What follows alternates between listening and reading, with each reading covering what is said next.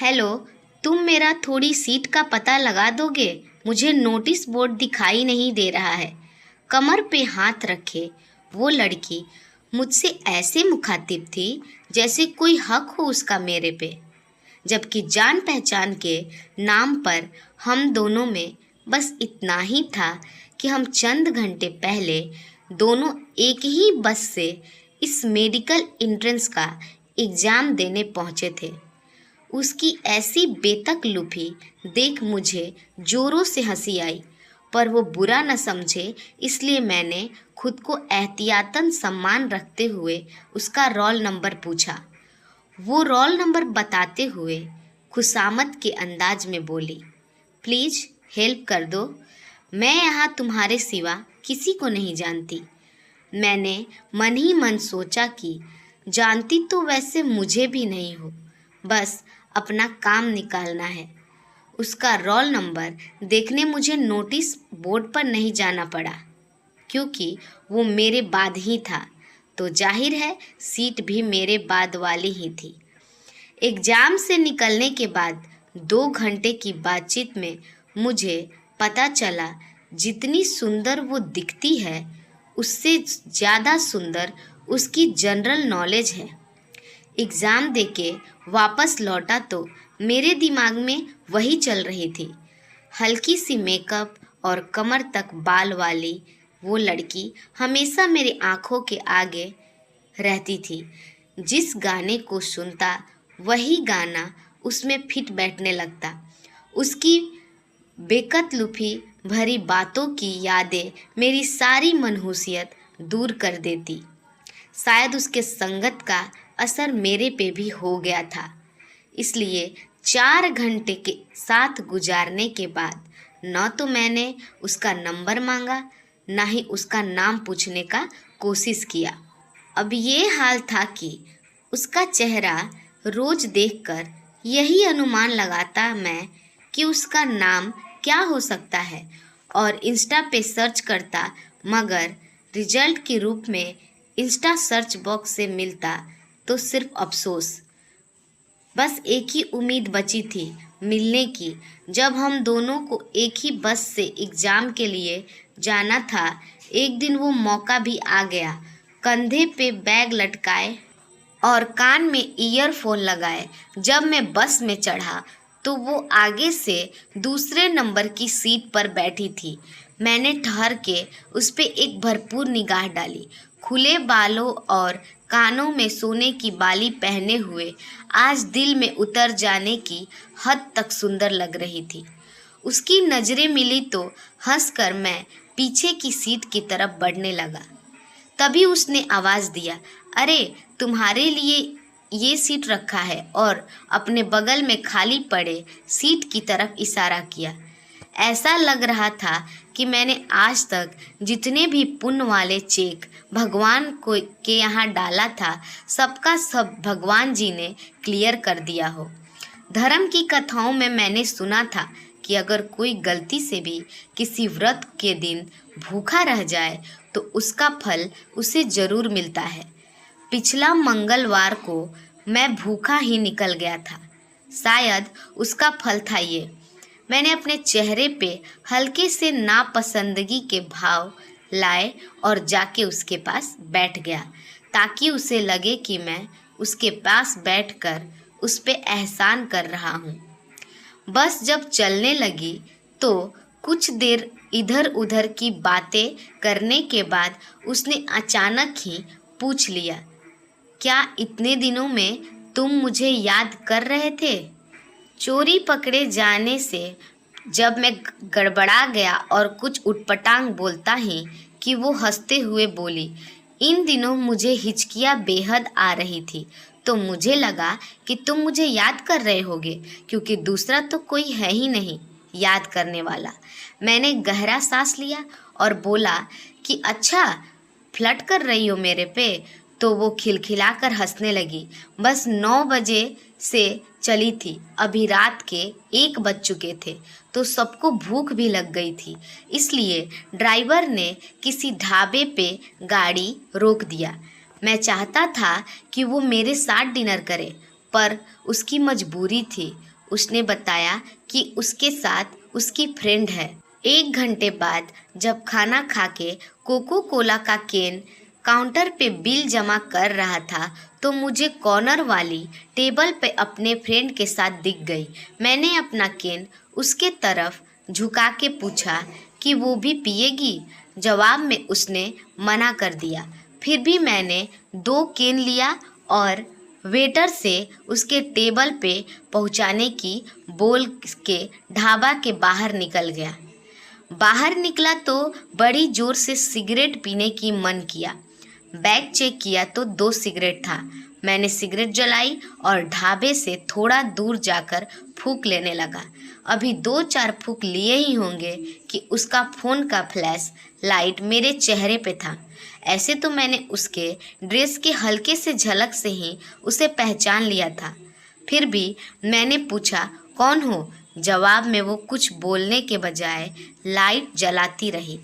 फिर कुछ देर में खुद ही बोली, अच्छे बच्चे सिगरेट नहीं पीते और फिर तुम तो अब मेरे अच्छे बच्चे हो। मैंने कस लेना जारी रखते हुए कहा, मैं कब से तुम्हारा बच्चा हो गया बाबू? अगले पल ही वो दांत पीसते हुए सर पे सवार होकर, फेंकोगे या अभी भी फुटेज खाओगे? मैंने सिगरेट होठों से अलग किया और उसे घूरने लगा। वो सीरियस हो गई थी।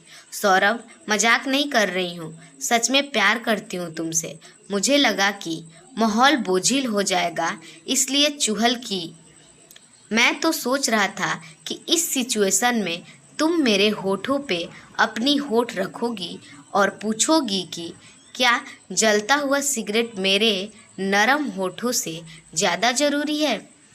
उसने हंस के मेरे हाथ से सिगरेट छीन के फेंका और बोली, ओ मेरे सस्ते इंस्टाग्रामर फिलोसफर, चलो अब इलायची खा लो, नहीं तो रात भर मैं स्मेल से सो नहीं पाऊंगी।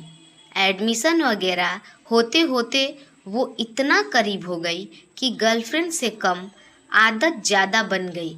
मैं खुद उसके प्यार में इतना हैरत से पड़ जाता, जब भी साथ होती तो जमाने भर की बातें ढूंढ लाती और सुनाती।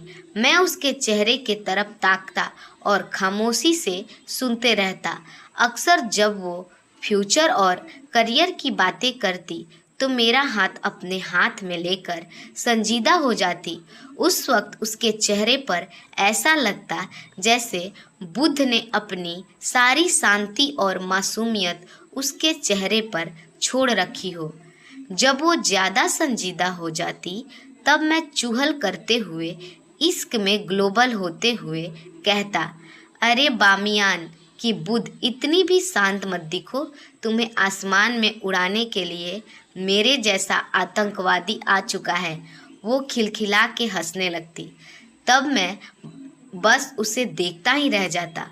अक्सर मुझे ज़बरदस्ती कैंटीन ले जाती और मैं पैसे देता तो फट पड़ती, तुम्हारा पैसा भी तो मेरा ही पैसा है, अभी इसे खर्च कर लेते हैं, शादी के बाद उसे खर्च कर लेंगे। मैं चुप पड़ जाता। खाने में न तो मुझे चाउमीन पसंद था ना ही चाट, मगर वो ज़बरदस्ती मुझे खिलाती। मैं ना नुकुर करता तो कहती, मेरे हाथों में जादू है, तुम खा के देखो, सब अच्छा लगेगा। इससे पहले ऐसे जिद मेरी माँ किया करती थी। तब बचपन में मैं तीखा होने के कारण अंडा खाने से मना कर देता और वो अंडा को पानी से धोकर मुझे खिलाती और कहती कि अगर तुम नहीं खाओगे तो मैं दुबली हो जाऊंगी।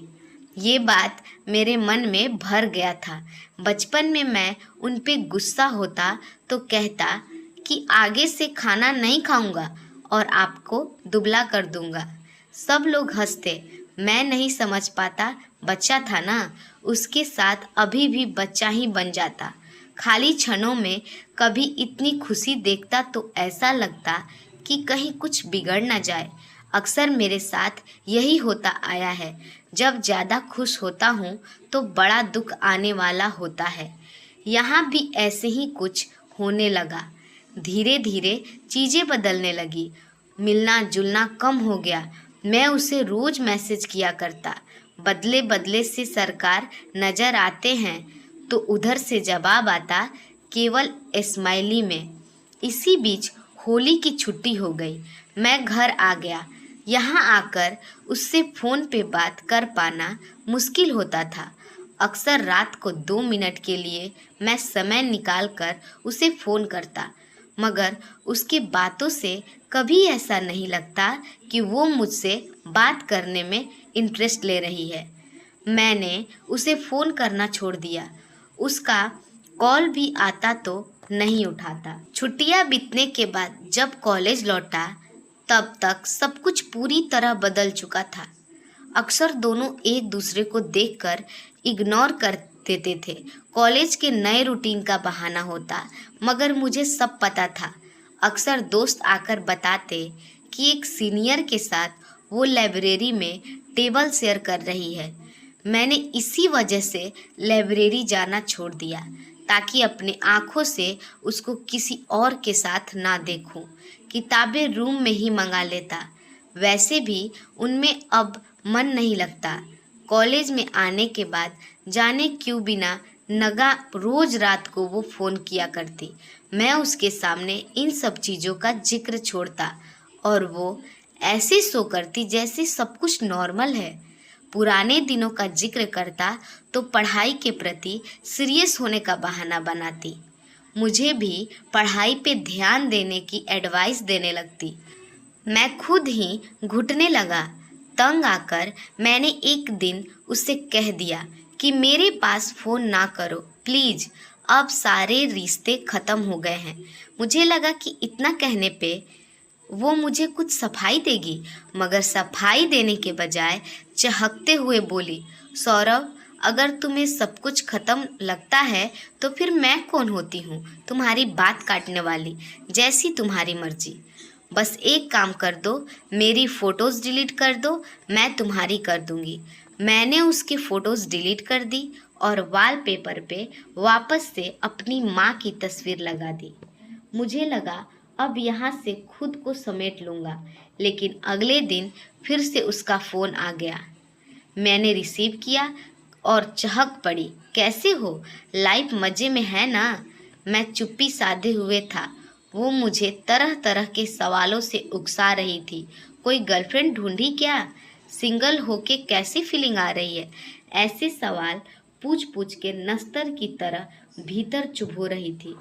जिस्म के अंदर ऐसे लग रहा था जैसे कांच की किरचियाँ बिखरी हुई हो और सीने में चुभ रही हो। मैं चुपचाप पड़ा बस उसके कॉल सुन रहा था। आंखों से आंसू गिर रहे थे, गला सूख रहा था। फोन कटा तो महीनों बाद फिर से सिगरेट की तलब लगी। हॉस्टल की बाउंड्री के तड़प के बाहर जाके दुकान खुलवाई और 3 डिब्बे सिगरेट लाके फूंक डाला। इस बार फेफड़े के साथ साथ रूह भी धुएं से भर जाए, ऐसी कोशिश थी। अगले दिन जब दोपहर को नींद खुली तो उठते ही इंस्टा पे स्टेटस सिंगल कर दिए। धीरे धीरे ब्रेकअप की खबरें सबको लग गई। मैं चुप सा हो गया था। कॉलेज से आता और खुद को रूम में पैक कर लेता। किसी से काम भर से ज़्यादा बातें नहीं करता। व्हाट्सएप, इंस्टा अनइंस्टॉल कर दिया। रोज़ शाम को माँ से बात कर करके अपने फ्यूचर प्लान की बकवास बताता। वो रोज़ रोज़ एक ही बात सुन के भी नहीं उबती। उन्हें लगता है कि मैं किसी बड़ी गलती कर बैठा हूँ, इसलिए प्रॉब्लम से लड़ने की बात कहती। पापा को फ़ोन करके रोज़ गुड नाइट बोलने लगा। उन्हें लगता है कि मैं किसी पेपर में फेल हो गया हूँ, तो ढंगे छुपे ढांढस बढ़ाते हुए, बेटा कोई परेशानी हो तो मत घबराना, दुख के दिन हंसते खेलते हुए कट जाने चाहिए। मैं किसी से कुछ नहीं कह पाता। इधर रूममेट अक्सर बताता कि कैसे वो किसी भी सेक्शन में जा रही है तो सब लड़के उसको मेरा नाम लेके ट्रोल करते हैं। जहाँ जाती है सब उसे ज़ोर ज़ोर से मेरा नाम लेकर बुलाते हैं। वो उल्टे पैरों वापस लौट जाती है। मेरे सामने जब कभी ये होता तो मैं लड़कों को मना कर दिया करता, सिगरेट के धुएं से उसे भुलाने की कोशिश करता। धीरे धीरे साल बीता तो सब कुछ नॉर्मल होने लगा। ब्रेकअप का दर्द मिट चला। हालांकि वो कहीं दिख जाती तो मैं नज़रें फेर लेता। अपने अच्छे एकेडमिक और बिहेवियर के कारण मैं कॉलेज के डिसिप्लिन कमेटी में रिप्रेजेंटेटिव ऑफ स्टूडेंट चुन लिया गया। एक दिन रात को सिगरेट जलाकर मैं जैसे ही बुक खोला कि गार्ड अंकल आके बताया कि अर्जेंट है, मनोज सर बुला रहे हैं। भागते हुए जब मैं ऑफिस पहुंचा तो देखा कि वो उसी सीनियर लड़के के साथ बाहर खड़ी थी। अंदर जाके पता चला कि वो 4 महीने से प्रेग्नेंट है। आज जब उसने लड़के से किसी बात पे झगड़ा कर लिया तो उसने जोर से मार दिया। वो बेहोश हो गई थी।